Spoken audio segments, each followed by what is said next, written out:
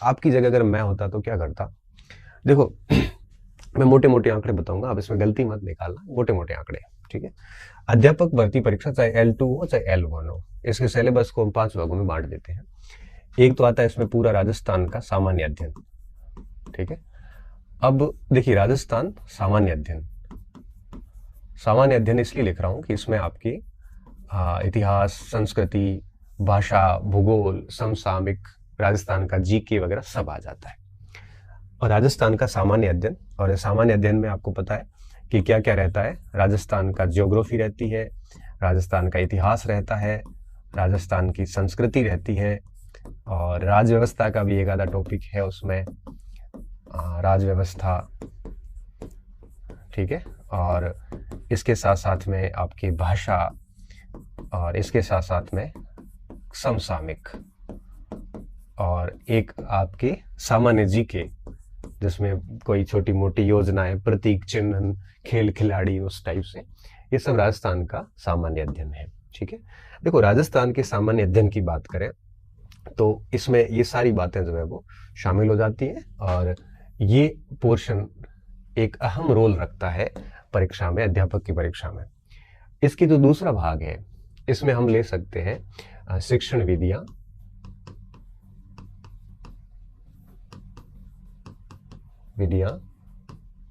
जो कि आपके शिक्षण विधियां प्लस एक ले लेते हैं अपन RT, राइट टू एजुकेशन, और एक इसमें और ले लेते हैं अपन शैक्षिक परिदृश्य,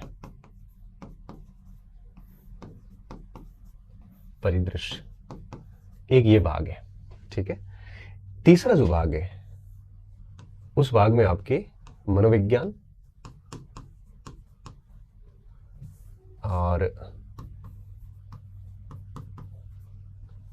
प्लस ICT ले लो, ठीक है, ICT। और चौथा जो भाग अपन ले लेते हैं वो है आपके विषय, ठीक है। विषय में आपके SST आ जाता, पर्यावरण आ जाता है, मतलब भाषा आ जाती है, जो भी है अब लिख लूंगा नहीं विषय में, ठीक है, सब्जेक्ट। L1 में, L2 में कुछ इसी टाइप से है। तो अब देखिए आप, ये शिक्षण विधियां, मनोविज्ञान और ICT, और ये विषय, ठीक है। अब देखिए इसमें कितने कितने मार्क्स का कुछ रहता है, मोटा मोटा अनुमान बता देते हैं, ठीक है। सामान्य अध्ययन और ये लगभग आप मान के चलिए 160 अंक के आसपास रहता है, 100 प्लस 60 अंक। आप कहोगे सर नहीं सर, आप इससे कम होता है, तो मैं कहूंगा देखो राजस्थान का सामान्य ज्ञान, भूगोल, इतिहास, संस्कृति, भाषा, ये रहती है आपके 100 अंकों की। फिर करंट अफेयर्स और आपके राजस्थान जीके वगैरह, ये 30-40 सवाल और हो जाते हैं, कुल मिला के 160 अंक हो जाते हैं, लेकिन 50-60 के आसपास लगभग बैठ जाता है। इससे ज्यादा ही होता है, मैं एक मोटा मोटा अनुमान बता रहा हूँ, ठीक है। दूसरा है टीचिंग मेथड, जो कि 40 अंकों के होते हैं, ठीक है। और शैक्षिक परिदृश्य, RT वगैरह, ये लगभग 20 अंक के आसपास होते हैं, ठीक है। तो ये हो जाता है आपके 60 अंक। अब ये कोई वैसे क्या है कि कुछ ऊपर नीचे चलता रहता है, क्योंकि सिलेबस के अंदर जैसे एक पोर्शन है राजस्थान जीके का, दूसरे पोर्शन में इन्होंने एक पॉइंट लिख लिया कि राजस्थान शैक्षिक परिदृश्य एंड राजस्थान का जीके, और उस टाइप से, तो ठीक है 5-7 नंबर ऊपर नीचे हो सकता है, मोटा मोटा मैं बता रहा हूँ। मनोविज्ञान और ICT, और एक है आपकी विषय। अब ये 220 हो गए, पीछे बचे 80 नंबर, ठीक है। अगर 80 नंबर की बात करें तो सब्जेक्ट जो है ये टोटल 5 है, ठीक है, और हर सब्जेक्ट 10 अंक का है, तो 10 गुणा 5 बराबर 50 अंक का हो जाता है ये, ठीक है। और 30 अंक का पीछे कितना बचा, 30 अंक का, जिसमें 10 प्लस 20, 30 अंक का ये हो जाता है मनोविज्ञान, ठीक है। तो इस प्रकार से एक बार 30 अंक का, तो 50, 30, 60, ये 80 और 60 140 हो जाते हैं, और 160 300 अंक का टोटल, ये 4 सेगमेंट हो गए। अब इसमें मैं आपको एक बहुत इंपॉर्टेंट बात बताता हूँ, यहाँ पे बहुत सामान्य सी बात, कि कैसे भी पैटर्न वगैरह चेंज हो जाए ना, ये पोर्शन हट नहीं सकता। ये 160 का जो है ना, ये 150 मान लो आप, इसको तो हटना नहीं है। शिक्षण विधियां आरटी हटना नहीं है, मनोविज्ञान हटेगा नहीं, आईसीटी हटेगा नहीं, ये विषय हटेगा नहीं। अब कुछ भी पैटर्न हो जाए ये सब में रहने वाला है, क्योंकि आपको पता है कि टीचिंग मेथड कभी हटाए नहीं जा सकते। ये हमारे एनसीएफ में भी है, ये हमारी शिक्षा नीति में भी है। साइकोलॉजी, टीचिंग मेथड और सब्जेक्ट का ज्ञान प्लस क्षेत्रीय ज्ञान, ये हट ही नहीं सकता। तो अब पैटर्न में देखो, जो 300 अंकों का उसको 500 कर लें, भले इधर उधर कर लें, तो ठीक है, किसी का वेटेज बढ़ जाएगा, किसी का घट जाएगा, बट सिलेबस यही रहेगा। ठीक है, उसमें से 2-3 पार्ट से मान लो मनोविज्ञान में ऐड कर लिए, एक आधा हटा दिया, तो कोई फर्क नहीं पड़ेगा, क्योंकि आपने तैयार कर लिया। फिर जो भी 10-20% चेंजेस मान लो होता है, तो आपको फिर वो 10-20% चेंजेस ही पढ़ना है। नहीं तो अगर आप पूरा बिल्कुल नहीं पढ़ेंगे तो बहुत दिक्कत हो जाएगी। ठीक है, अब आपने ये सिलेबस बांट लिया। ये बांटने के बाद आपको क्या करना है, अब आपके पास में लिमिटेड टाइम है। ठीक है, लिमिटेड टाइम है, तो आपको, जहां तक एक मेरा अनुभव कहता है कि आपको एटलीस्ट दिन में एक टाइम तो इसको देना ही देना है, स्लॉट। एक स्लॉट इसको दो ही दो। क्यों? क्योंकि राजस्थान का जो जीके है ये एक महत्वपूर्ण भूमिका में है, 50-60% अकेला कवर करता है। इसको आप दीजिए। इसको कैसे देना है, जैसे मान लो इतिहास पढ़ लिया आपने 15-20 दिन तक, फिर संस्कृति पढ़िए, फिर भूगोल पढ़िए, उसके बाद में आप थोड़ा भाषा को पढ़ लीजिए, उसके बाद आप राजस्थान का साथ साथ में करंट देखते रहिए। डेली आप कोई मूमल की या नाथ की कोई भी किताब ले लो, जैसे खाली टाइम होते हो राजस्थान का करंट पढ़ते रहो आप, तो करंट साथ में चलता रहेगा। ठीक है, इतिहास संस्कृति पे थोड़ा विशेष देख लो, भूगोल है वो आप देखते रहिए, पुराना देखिए नया देखिए, कोई फर्क नहीं पड़ता, जो भी आपके पास पुस्तक है देखते रहिए, क्योंकि नए पुराने के ठीक है कोई 1-2 सवाल इधर उधर होंगे, ज्यादा होगा नहीं कुछ भी। राज व्यवस्था है तो एक आधा सवाल आता है, उसको भी आप थोड़ा थोड़ा देख लीजिए, लेकिन विशेष जोर आप किस पे दें, विशेष जोर आपको देना चाहिए इतिहास संस्कृति भूगोल पे। ठीक है, और भाषा है तो आपको पता है कि 11वीं-12वीं के अंदर राजस्थानी भाषा की किताब चलती है, वो पढ़ लीजिए, उसमें से भी 2-3 सवाल अच्छे से आ जाते हैं। ठीक है, तो इस तरह से इसकी किताबें मैं बाद में बताता हूँ, पहले आपको बता रहा हूँ किसको कितने स्लॉट देने हैं। एक स्लॉट आप इसको डेली दीजिए। ठीक है, आप इसको 3-4 घंटे भी दे सकते हैं, 2-3 घंटे भी दे सकते हैं। अगर आपका राजस्थान जी के बहुत आउटस्टैंडिंग है, मतलब जबरदस्त है, गलत होता ही नहीं है प्रश्न वहां पे, तो थोड़ा कम टाइम दे दीजिए। आपका राजस्थान जी के थोड़ा कमजोर है तो थोड़ा अधिक टाइम दे दीजिए, बट स्लॉट रख लो एक आप, जैसे मॉर्निंग में रख लिया, तो मॉर्निंग में 2-3 घंटे, जैसा राजस्थान जी की बेहद कमजोर है तो 4-5 घंटे सुबह सुबह पूरा राजस्थान जी के पढ़े जाए, बढ़िया। अब ये आपको सीईटी में भी फायदा दे देता है, हर जगह मोस्टली फायदा दे देता है। ठीक है, एक स्लॉट आप इसको दे दीजिए, कंफर्म करके दे दीजिए। अब आता है दूसरा पॉइंट। दूसरे पॉइंट में आप इन दोनों को एक साथ स्लॉट दे दीजिए, एक स्लॉट। ठीक है, एक स्लॉट का मतलब क्या होगा, जैसे 2-3 घंटे डेली आपने बढ़िया राजस्थान जी के सुबह सुबह पढ़ लिया, उसके बाद दोपहर के समय आपने जैसे खाना वाना खाया और फिर थोड़ी देर सो गए या फिर जो भी है, अब 3 से लेके 2-2:30 बजे वापस खाना वाना खा के उठ गए, और आप 2-2:30 से लेके शाम को 5-6 बजे तक अगर पढ़ते हैं, तो आप है वो 2-3 घंटे का स्लॉट इसको दे दें। इसमें क्या करना है, इसमें मान लो कि जैसे टीचिंग मेथड है, तो आपने टीचिंग मेथड स्टार्ट की है आज, पहले गणित के पढ़ लिए या सामाजिक के पढ़ लिए, पर्यावरण के या विज्ञान के पढ़ लिए, 15 दिन में आपने सारे पढ़ लिए, वो कर लिए। फिर आप आरटी देख लो, आरटी कर लिया, शैक्षिक परिदृश्य अभी छोड़ना थोड़े दिनों में, क्योंकि ये करंट ओरिएंटेड है, तो बाद में क्या पता कुछ चेंजेस हो जाए। ये कर लिया, उसके बाद में मनोविज्ञान को शुरू कर दो, 15-20 दिन मनोविज्ञान पढ़िए, मतलब पूरी करिए, फिर आईसीटी पूरा करो, फिर वापस शिक्षण विधियों पे आओ, ऐसा साइकिलिंग सिस्टम से चलते रहो, इसमें भी ऐसे चलते रहो। तो इससे क्या होगा कि आपको ये दोनों पोर्शन दिन में एक साथ चलेंगे, तो ये आपके कितने हो गए, देखो 60 और 30, 90 और 160, मतलब 250 अंकों का कोर्स आपका एक साथ चलता रहेगा। अब आपको रात को अगर समय मिलता है 2-3 घंटे का, बहुत अच्छे पढ़ाकू है, तो एक स्लॉट आप इसको दे सकते हैं। ठीक है, अब आप इसको कैसे दे सकते हैं, रात का 1-2 घंटे दे सकते हैं आपको, जैसे मान लो कि 5-6 बजे तक ही पढ़ लिया, उसके बाद में आपने खाना वाना खा के रात को सोते वक्त थोड़ी गणित मिला ली, गणित पर्यावरण थोड़ा देख लिया, सोते सोते देख लिया, लाइट मूड में आप देखते रहो थोड़ा, इसको कोई बहुत ज्यादा सीरियस लेने की आवश्यकता नहीं, क्योंकि ये जीके से मोस्टली चीजें जुड़ी हुई होती है। L1 में तो ये सब्जेक्ट इतने हार्ड होते नहीं है ना, और L2 में डेफिनेटली हार्ड होते हैं, तो L2 वालों को इस पे ज्यादा जोर देना पड़ेगा। ठीक है, तो इस तरह से आप अपने पूरे दिन को ऐसे 3-3 घंटे में भी बांटते हैं ना, तो भी 8-9-10 घंटे का आपका शेड्यूल डेली बैठ जाता है। ये तभी कर पाएंगे जब आपका कंटेंट फिक्स होगा, आप ज्यादा उलझी हुई नहीं होंगी, तभी होगा, अदरवाइज नहीं होगा। ठीक है, तो इस तरह से दिन को आप 3 स्लॉट में भी कर सकते हैं। आप कहोगे कि नहीं सर 3 स्लॉट नहीं होते, मैं 2 स्लॉट में कर सकता हूँ, तो 1 स्लॉट इसको कर लो, एक में ये 2 रख लो, फिर ये 1 बच जाता है, थोड़ी समस्या का कारण बनता है। तो ये कर सकते हो कि भाई आप इसको तो आपको टाइम देना ही है 1-2 घंटे, थोड़ा इसको भी देना और विषय को भी देना। कोशिश ये करिए कि आप 3 स्लॉट साथ में लेके चलिए और फिर आप पढ़ते जाइए बस, ठीक है। और रैंडम पढ़ते जाओगे और 4-5 बार जब पढ़ लोगे इसको तो आराम से इसका सिलेबस आपका तैयार हो जाएगा। ये पहली बार में बहुत टाइम लगेगा, 5-6 महीने भी लग सकते हैं, दूसरी बार में थोड़ा कम टाइम लगेगा, फिर अधिक नहीं लगेगा, है ना। और तीसरी बार चौथी बार पे आओगे तो फिर तब तक परीक्षा आ जाएगी और आपका बहुत ही अच्छे से तैयार हो जाएगा। और थोड़ा सा भी पढ़ा हुआ होगा ना, तब भी आप ऑप्शन को एलिमिनेट करके बड़े आराम से उत्तर निकाल सकते हैं।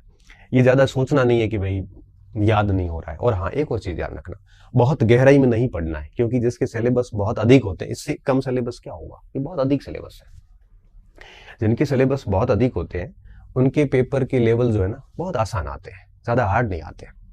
तो बहुत ही ऊपरी ऊपरी ज्ञान रखिए, आपको बहुत विद्वान बनने की आवश्यकता नहीं, क्योंकि अगर आप जैसे इनमें विद्वान बनने की कोशिश करोगे तो ये सब छूट जाएंगे, है ना। और अगर आप नॉर्मल देखोगे तो सारा अच्छा सा कर लोगे और पेपर बेहद नॉर्मल आता है, ज्यादा हार्ड पेपर नहीं आएगा। पेपर हार्ड कब आते हैं, जब सिलेबस छोटा हो। सिलेबस बहुत बड़े होते हैं ना, तो अब प्रश्न 150 बनाने, टॉपिक आपके 150 है, एक पार्ट से एक प्रश्न बनाना है। अब मुगल काल पूरा ही पढ़ लो, सवाल तो एक आएगा, हो सकता नहीं भी आए। राजस्थान की अर्थव्यवस्था भी एक जगह लिखा हुआ है विषय में, तो इसमें हालांकि वो शामिल हो जाती है। अर्थव्यवस्था पूरी पढ़ोगे ना 3 महीने लगते हैं, सवाल एक आएगा, गारंटी नहीं आए नहीं भी आए। तो थोड़ा सा समझदार बनना आप, कि जिनका टॉपिक बहुत बड़ा है और सवाल एक आधा आता है उनको आप छोड़ भी सकते हो। ऐसा 10 नंबर का छोड़ दोगे ना तो कोई इश्यू नहीं है। जैसे राजस्थान के राजवंश है, राजवंश पूरे पढ़ लो आप, सवाल 1 या 2 आएंगे, वो आप पुराने पेपर मिला लोगे ना तब भी वो 2 सवाल सही हो जाएंगे। लेकिन उन्हीं राजवंशों को अगर आप किताब से पढ़ना शुरू करोगे तो वो आपके 10 नकेला ले लेता है। तब मैं कई स्टूडेंट को कहता हूँ राजस्थान के राजवंश छोड़ दो, आप राजस्थान की अर्थव्यवस्था छोड़ दो, राजस्थान की राजव्यवस्था का बड़ा पार्ट छोड़ दो। अब इन तीनों टॉपिक को अगर आप करते हो तो 1 से 1.5 महीना लगेगा, और इन दोनों टॉपिक से खींच के 3 या 4 सवाल आते हैं, खींच के बता रहा हूँ। और अगर आप इसी समय को किसी और जगह यूटिलाइज करोगे तो 3-4 सवाल का गैप ऐसे ही निकल जाएगा। तो थोड़ा सा आपको इस हिसाब से समझदार बनने की आवश्यकता है, ठीक है। तो इस तरह से बांट के और अपने ऐसे 3 स्लॉट करके आप पढ़ सकते हो। अगर आप और भी बेहतर तरीके से पढ़ रहे हैं तो आप मेरी इस वीडियो को सुनने के बाद अपनी योजना में चेंजिंग ना करें, आप चलते रहें। अगर आप भ्रमित है, समझ में नहीं आ रहा है, तो आप अपनी सुविधा के अनुसार इसको ऊंचा नीचा कर सकते हो। बाकी आपको पता है कि कोई एक योजना सभी विद्यार्थियों के लिए समान रूप से लागू नहीं हो सकती, क्योंकि सबकी क्षमता अलग होती है। किसी का ये पोर्शन बहुत अच्छा है तो वो क्यों स्लॉट देगा 3 घंटे इसको। तो आप अपने हिसाब से डिसीजन लेना। मैं तो आपको एक वे बता रहा हूँ जिसको आप फॉलो कर सकते हैं। अब बात ये आती है कि इनके लिए कौन सी पुस्तकों का सहारा लिया जा सकता है, ठीक है। हालांकि आजकल किताबें बताना बड़ा रिस्की काम हो रखा है, क्योंकि कोई भी लेखक नाराज हो जाता है, कोई वगैरह वगैरह, ठीक है।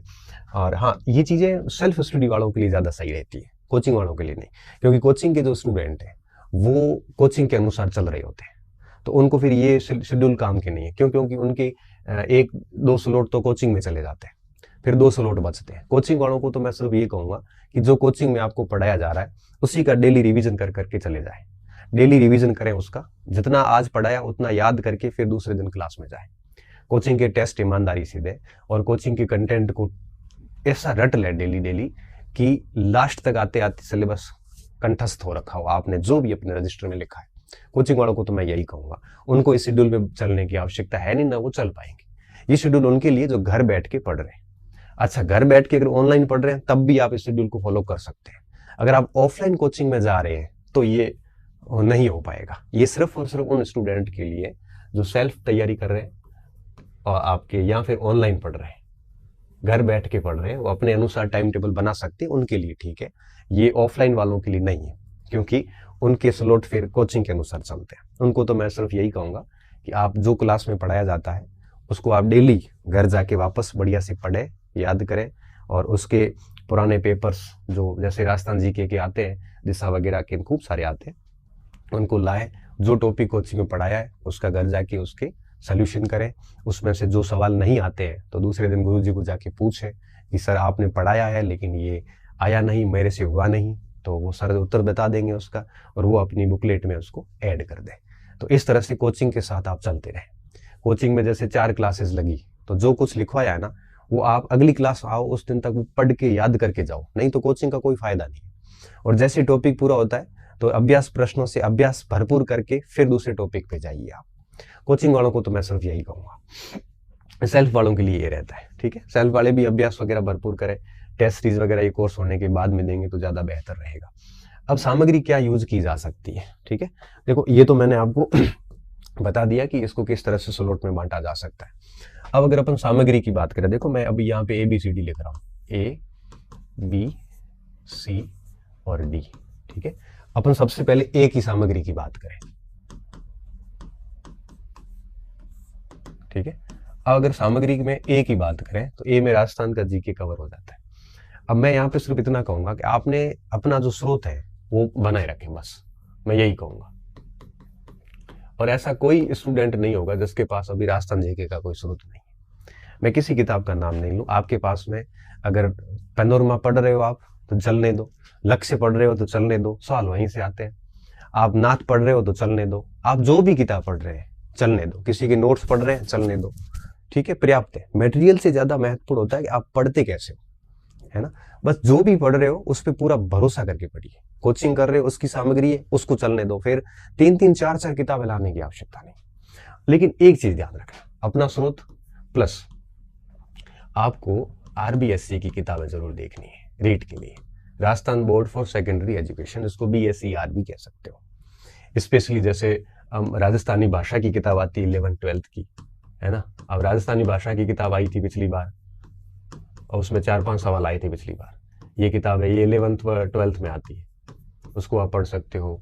इसके अलावा आपकी राजस्थान की इतिहास संस्कृति की, राजस्थान बोर्ड की जितनी भी 9th-10th की राजस्थान अध्ययन की किताबें वगैरह जो आती है, और राजस्थान सामाजिक विज्ञान वगैरह, राजस्थान राज्य की जहाँ जहाँ है वो किताबें ले सकते हो। उसके आप शॉर्ट में नोट्स बना सकते हो, है ना।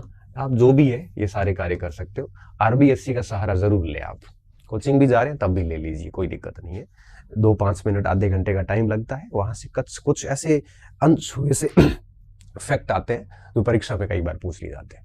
अब शिक्षक और लेखक दोनों भले ये दावा कर लें कि हमने RBSC बेस्ड पढ़ाया है, फिर भी आप उसको पढ़िए किताब को, क्योंकि अगर वो पढ़ाया भी है और लिखाया भी है, लेखक ने लिखा भी है कि मैंने RBSC का सारा निचोड़ लिख लिया, तब भी आप किताब पढ़े, क्योंकि कई बार उनकी नजर से कोई फैक्ट छूट जाता है। आपको पढ़ने में कोई टाइम नहीं ज्यादा लगेगा, इसको आप बेस बनाएं, ठीक है, पहली बात। और अपना स्रोत जो भी है वो ले लें। तीसरी बात, बड़ी बड़ी ऑथेंटिक किताबों से बचें आप, मैं तो यही कहूंगा कि जैसे RP व्यास है, राघवेंद्र मनोहर है, ये किताबें आप L1 L2 के लिए लेके बैठोगे ना तो आपको नुकसान नहीं है, फायदा कुछ नहीं। मैं इन किताबों की आलोचना नहीं कर रहा हूँ, आप मेरे भाव को समझना। जैसे RP व्यास है, अब उसमें आप 1857 की क्रांति पढ़ने बैठोगे तो उसमें लगभग 101 पेज है क्रांति के, जहां तक मुझे याद आ रहा है 70-80 से तो अधिक है। इतने कितने पेज एकीकरण में है, अब कब पढ़ोगे उसको, फिर उसके शॉर्ट नोट्स कब बनाओगे। फिर केवल राजस्थान जी के अकेला थोड़ी ना है, आपके पास 4 सेगमेंट है, मैंने अभी आपको बताया। तो इस प्रकार से आप बचिए, कोशिश करिए कि ऑथेंटिक बड़ी बड़ी जो किताबें हैं जो जनरली लोग सजेस्ट करते हैं कि आप वो पढ़ लीजिए, आप MS शर्मा को पढ़ लीजिए, आप उसको कमचंद जैन नारायण माली की बड़ी किताब आती है उसको पढ़ लीजिए, गोपीनाथ शर्मा पढ़िए वो। लेकिन अगर आपको प्रोफेसर की तैयारी करनी है तब पढ़िए। अगर आपको लगता है कि आपको राष्ट्रीय इतिहास में आपको आगे जाना है तो पढ़िए। आप हिस्ट्री में आप मास्टर कर रहे हैं तो पढ़िए। आप फर्स्ट ग्रेड के लिए भी पढ़ सकते हैं, कॉलेज के लिए पढ़ सकते हैं, लेकिन सेकंड ग्रेड अध्यापक CET इन एग्जाम्स के लिए कोई जरूरी नहीं। कोई एक आधा सवाल अगर गाइड वाइड से बाहर चला भी गया तो सबके लिए चला जाएगा। कोई गारंटी नहीं कि आप उन बड़े ऑथेंटिक पुस्तकों को पढ़ के आप सवाल निकालोगे। मैं इन किताबों का आलोचक नहीं हूँ, मैं ये कहना चाह रहा हूँ कि इसमें फंस गए ना तो आप बाहर निकल नहीं पाएंगे, बेसिकली बात ये। अच्छा, फिर भी आप कह रहे हो कि नहीं हमने उन बड़ी बड़ी किताबों को, राघवेंद्र मनोहर को 10-10 बार पढ़ा है, नोट्स पढ़ाए, हाँ तो फिर जारी रखिए, वो बेस्ट है, ठीक है। तो अपना स्रोत जो भी है आप पढ़ते रहिए, उसको बेस्ट है वो। RBSC को फॉलो कीजिए, इसको जरूर पढ़ना आप। और साथ में ऑथेंटिक किताबें जो है उनको साइड में रख दो अभी, ये बाद में आप पंडित बन जाना, कोई प्रॉब्लम नहीं। लेकिन परीक्षा पास करने के लिए उन किताबों को, इस लेवल की परीक्षा के लिए, वही बात है ना कि भाई छोटे से लीग मैच है और आप 160 की बॉल पर प्रैक्टिस करवाओगे तो मामला ठीक नहीं है ना। परीक्षा के लेवल को ध्यान में रखना पड़ता है। साथ में इसकी आपकी दिशा वगैरह की जो GK की किताब आती है 2020 वगैरह, उसमें सारे ये आते हैं राजस्थान GK के मैटर, उससे भरपूर अभ्यास कीजिए। जैसे ही पाठ पूरा होता है उससे आप प्रश्न मिलाइए, और हो सकता है तो आपके स्रोत से वगैरह में उस चीज को ऐड कर दीजिए। नोट्स बना रहे तो नोट्स में ऐड कर दीजिए। नोट्स बनाना ज्यादा फायदेमंद रहता है, क्योंकि शॉर्ट में नोट्स होते हैं तो रिवीजन बहुत फास्ट हो जाता है। ठीक है। तो बाकी कोई बड़ी किताबों की जरूरत नहीं है। और अगर आप कहीं से कोचिंग कर रहे हैं तो मुझे लगता है कि आप अगर कोचिंग कर रहे हैं और आपको लगता है कि ठीक है, पुराने प्रश्न दिशा में जब आप अभ्यास करोगे और कोचिंग से आपको, कोचिंग के कंटेंट से आपको अगर 80% 90% सवाल मिल रहे हैं, आप क्योंकि अभ्यास करोगे तो आपको पता चल जाएगा। तो आपको, मुझे लगता है कि ये सब देखने की जरूरत नहीं है, आरबीसी भले देख लेना। और अपना स्रोत में कोचिंग के नोट्स भी आ सकते हैं, अपना स्रोत में नाथ आ सकती है, दिंदवाल वगैरह जो भी आप पढ़ रहे हो सब आ सकती है, तो आप उसको भी देख सकते हैं। बट मैं कहूंगा यही कि जो भी देखो एक ही कंटेंट रखना, आरबीएससी के साथ में एक ही रखो। आप कोचिंग को रख रहे हो तो कोचिंग प्लस आरबीएससी, कोई गाइड लेके चल रहे हो नाथ वगैरह की या फिर कोई दिंदवाल की वगैरह की या फिर लक्ष्य की, पनोरमा की, तो एक प्लस आरबीएससी, इससे ज्यादा कुछ भी नहीं करना। और एक प्रैक्टिस बुक। तो आपके पास में 3 चीजें होनी चाहिए बस, एक दिशा की या दिशा की या और भी कई आती होगी मार्केट में वो, प्लस एक आरबीएससी की किताब है, प्लस अपना कोई भी स्रोत जो भी आप पढ़ रहे हो, कोचिंग भी हो सकती है, आपकी कोई गाइड हो सकती है। तो पहले भाग के लिए सिर्फ ये 3 चीजें रखनी है आपको, और ये डेली आपको एक स्लॉट देखना है। उसके बाद आता है दूसरा भाग, जिसमें टीचिंग मेथड और ये, ठीक है। अब अगर बी भाग की मैं बात करूं तो आप इसमें क्या करोगे, इसमें आप बड़ी बड़ी किताबें लाओगे। अमीरचंद जैन की मैं कह दूं कि अमीरचंद जैन की शिक्षण विधियां लाके पढ़ लो, तो वो थोड़ा सा टिपिकल हो जाता है। तो बेहतर तो क्या होता है, आरटीई का तो आप मूल प्रिंट निकाल लो वाली, मार्केट उसमें गूगल पे मिल जाएगा, और उसको आप मूल प्रिंट निकाल के पढ़ के प्रैक्टिस कर लो। शैक्षिक परिदृश्य अभी आप छोड़ दीजिए क्योंकि करंट बेस्ड है, तो शायद बाद में काफी चेंज हो जाए इसमें। और अब रही बात टीचिंग मेथड की आप क्या करो, मार्केट में जितनी भी गाइड आती है ना, मंगल, फर्स्ट रैंक, लक्ष्य वगैरह जितनी भी आती है, उन सब गाइड मिलाकर अपने एक हैंड नोट्स बना दो, ठीक है। सारी गाइड को लाओ और उनमें से एक बढ़िया से 10-15 दिन बैठ के उसके नोट्स बना दो, फिर बार बार वो नोट्स ही पढ़ो बस। टीचिंग मेथड में इसके अलावा कुछ नहीं करना है आपको, ठीक है। शैक्षिक परिदृश्य छोड़ दीजिए, आरटी का मूल प्रिंट लाके पढ़ सकते हो आप, ठीक है। या कोई भी गाइड में आरटी मिल जाएगा तो उसका प्रिंट करवा के, और मुझे लगता है कि मूल प्रिंट ले लो आप, और मूल प्रिंट में आप कहोगे तो मैं टेलीग्राम पे डाल दूंगा, आप वहां से प्रिंट ले सकते हो, ठीक है। मैं डाल दूंगा आपकी, और आप उससे प्रिंट लेके पढ़ लेना, और गाइड को मिला के टीचिंग मेथड की नोट्स बना देना। फिर रहता है मनोविज्ञान और आईसीटी, ठीक है। मनोविज्ञान में आपका अपना स्रोत है, मैं आपको क्या बताऊं, किसी ने धीर जी की ले रखी होगी, किसी ने सिकवाल की ले रखी होगी, किसी ने और भी कई सारी किताबें आती है, वरना आजाद उनकी ले रखी होगी। तो जो भी आपके पास वो ठीक किताब है, और आप नए नहीं, ये मुझे पता है ना। तो जो भी स्रोत है उसको पढ़िए, समझिए और भरपूर उसका अभ्यास कीजिए, ठीक है। सामग्री का चयन कैसे करना, इस पर अपन अलग कभी वीडियो बना देंगे, और आप ये भी कर सकते हैं, ठीक है। उसके बाद बात आती सब्जेक्ट की। सब्जेक्ट के लिए आपको क्या करना है, सब्जेक्ट के लिए आपको सबसे पहले वापस वही बात, आरबीएससी को तो पढ़ना ही पढ़ना है, ठीक है। और इसके साथ में कोई टीचर का अगर आप सपोर्ट लेते हैं या कोई गाइड का सपोर्ट लेते हैं तो कोई लॉस वाली बात नहीं है, ठीक है। ठीक है, इसका सपोर्ट ले सकते हो, आरबीएससी पढ़ लो, है ना। बहुत डिटेल में नहीं पढ़ना है, ऊपर ऊपर से पढ़ना, सामान्य पढ़ना है, क्योंकि जितना ज्यादा गहराई से पढ़ोगे उतना ही आपको लॉस है, क्योंकि अध्यापक भर्ती में इतनी गहराई रहती नहीं है, ठीक है। ये कर सकते हो आप। और तो ये सारी चीजें अपने आप आसानी से हो जाएगी। इसके भी शॉर्ट नोट्स बनाए जा सकते हैं, पर्यावरण के अलग, विज्ञान के अलग, गणित को अच्छे से मिलाया जा सकता है, भाषा को अच्छे से नोट्स शॉर्ट वोट तैयार किए जा सकते हैं। जो पोर्शन आपका इनमें से बहुत कमजोर है उनकी कोचिंग ले सकते हो आप, और अगर आप ऑफलाइन कहीं जा रहे हो तो पूरा ही कोचिंग से हो जाता है। अगर आप ऑनलाइन पढ़ रहे हैं तो इसमें आप लिमिटेड पढ़ सकते हैं, पूरा भी पढ़ सकते हैं, कि आपको डिसीजन लेने।